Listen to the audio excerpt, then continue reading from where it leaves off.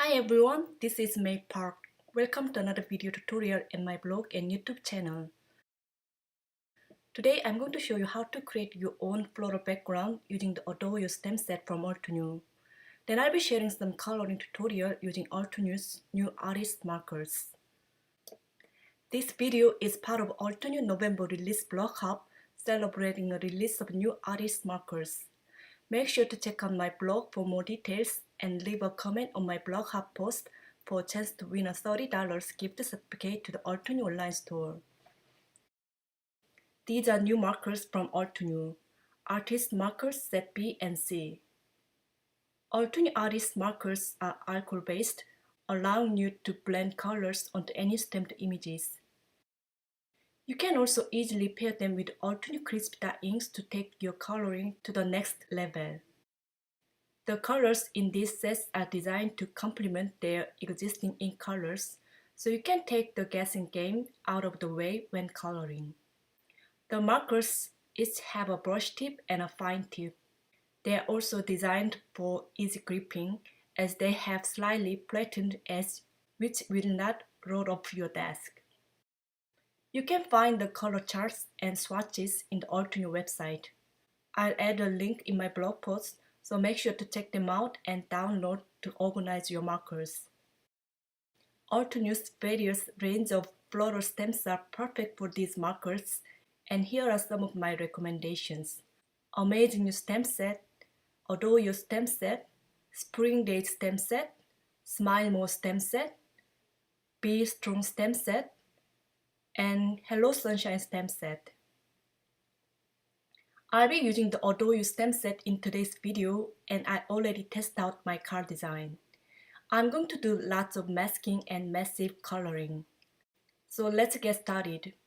I'm going to pull out my stems from the Adore You stem set and store the stems in a plastic tray temporarily. I already trimmed my cardstock in 4¼ inches by 5½ inches out of Nina Solo White 80-pound cardstock. I'll be using Altenew acrylic block set to stick my clear stems on a block for stamping. I'm going to ink up my first large flower stem with Altenew permanent black ink, making sure I'm getting good ink coverage. If you don't have this ink, you can use other alcohol marker branded ink such as Memento Tuxedo Black ink or Simon Says Stamp Intense Black ink. I'll be stamping the image 4 times on my card panel, making sure I have even gaps between each image. I'm stamping the same image one more time on a post-it note to create a mask.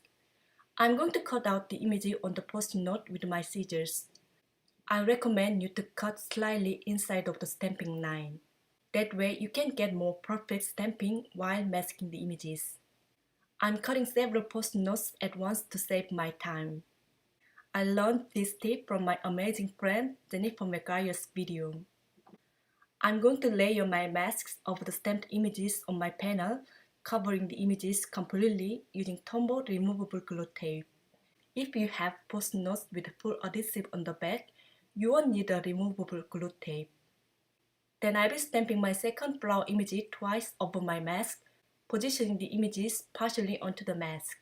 And I'm gonna make another mask by stamping the image on a post-it note and cutting out the image with scissors. I'm going to continue stamping and masking until I finish creating my entire floral background.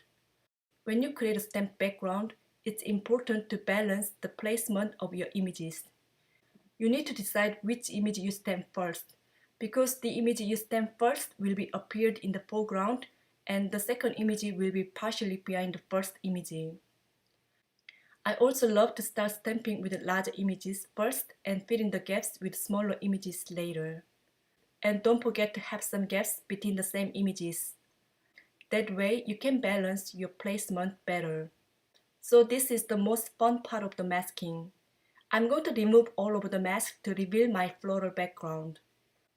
Masking takes time and it can be messy sometimes, but it's a great stamping technique that allows you to create an illusion of depth. If you haven't done so, I highly recommend you give it a try. For today's card, I kind of wanted to color my floral images with a unique color combo without any red colors. So I decided to use 4 different color families from Altenew Artist markers. green fields, shades of purple, summer afternoon, and warm gray.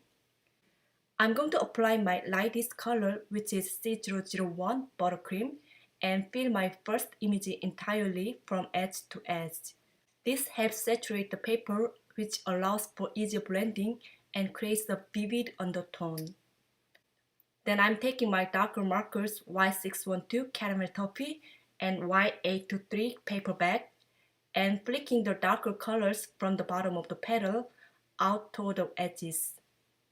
This leaves a darker area at the beginning of the stroke and a lighter area at the end of the stroke, making it easier to blend. Then I'm going to add medium color Y205 Warm Sunshine on top of my lighter color and pull out the darker color to blend in the areas. I'm flicking from the bottom of the petal out toward the edges, making sure to leave some of the lightest shade visible, as those areas will become my highlights. I'm going to keep blending using the medium shade marker Y612 Caramel Toffee, making small flicks where the dark and medium shades meet. Using the same technique, I'll be blending the medium shade in the lighter shade with the lighter marker Y205 Warm Sunshine. I'm going to repeat blending until I get a smooth transition from light to dark. Make sure to limit how much you color over the darkest areas with the lightest marker to avoid overblending. So here I'm mainly using the flicking technique to blend the colors. By using the tip of your brush and laying down the marker and then flicking where your marker touches the paper last is going to be a lot lighter. This leaves the lighter part much easier to blend with the next color. The little gaps between your flicks will also help blend the next lighter color. You can always go back and add darker or lighter shades if you want to. Now I'm going to turn on some music and speed up the coloring process so you can enjoy watching me color. I'll be back soon.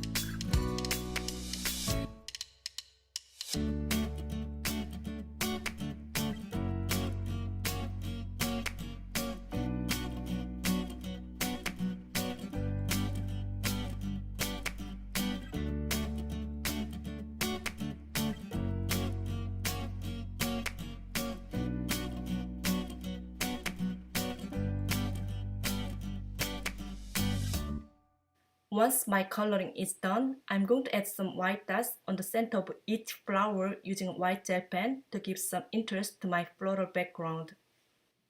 Now it's time to open my sentiment, and I'll be using the half-tone heart stamp and die set from Altenew. I'm going to stamp the sentiment with Altenew permanent black ink on a piece of white cardstock. I'm going to place down the coordinating die on the stamped sentiment and secure it on my paper using washi tape.